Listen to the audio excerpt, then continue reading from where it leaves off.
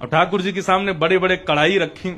तो उस दिन पुजारी जी से गलती ये हो गई कि सामने मिठाई रखवे की जगह, खीर रखवे की जगह उनने कड़ी रख दी। कड़ी रख दी, कड़ी के पीछे चावल रख दिए, चावल के पीछे मिष्ठान रखा और सब सजा दिए सामने।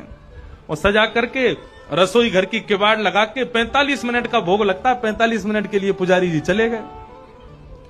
45 मिनट बाद जैसे ही पुजारी जी भीतर आए तो क्या देखा, सिंहासन पर ठाकुर जी है ही नहीं। ठाकुर जी है ही नहीं वहां पर।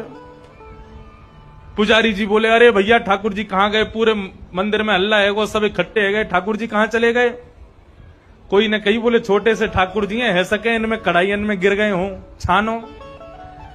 तो सिंहासन के आगे वाली जो कड़ी की कढ़ाई ही कही जैसे ही छानी, तो वहां में ठाकुर जी निकल आए। अब तो महाराज पुजारी जी बड़े जोर से हंसे, बोले अरे लाल जी को कड़ी इतनी भा गई, इतनी बढ़िया लगी कड़ी की वहां में कूद ही गए। अब तो भैया रोज कड़ी बनेगी ठाकुर जी के काज। अब तो कोई भी उत्सव हो, कछु भी हो, रोज कड़ी बन रही है, रोज ठाकुर जी के आगे कड़ी रखी जावे। 10 दिन तक रोज कड़ी रखी तो 10वें दिन रात में सपने में पुजारी जी के सपने में ठाकुर जी आ गए और रोन लगे जोर जोर से। पुजारी जी बोले, ठाकुर जी रो काई को रहे हो? बोले मैं यहां मारे रो रहा हूं, तुम रोज कड़ी को भोग लगा रहे हो। बोले मैं तो यहां मारे लगा रहा हूं, बाद ना आप कड़ी में कूद गए, इतनी बढ़िया लगी कि वहां में डूब ही गए, तो हमको लगी कड़ी ज्यादा पसंद आ गई है, तो रोज कड़ी को भोग लग रहा है।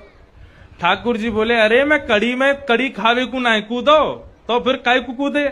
बोले तुमने खीर दूर रख दी, मैं तो खीर खावे जा रहा हूं, बीच में कड़ी पड़ गई, सुबह में गिर गो। अब तुमको लगी कि मुझको कड़ी पसंद है तो रोज कड़ी को भोग लगा रहे हो। भैया मैं तो खीर खावे जा रहा हूं। फिर पुजारी जी ने क्षमा मांगी, अरे हमसे अपराध है गयो। तब से फिर ठाकुर जी को मिठाई आगे रखी जाए, वाके पीछे नमकीन सामग्री रखी जाए। तो बंधुओं, ऐसे लाड़ लड़ाओगे ना घर के ठाकुर जी को, तो ठाकुर जी फिर मूर्ति नहीं लगेंगे, साक्षात ठाकुर जी लगेंगे, आनंद देंगे, सुख मिलेगा आपको।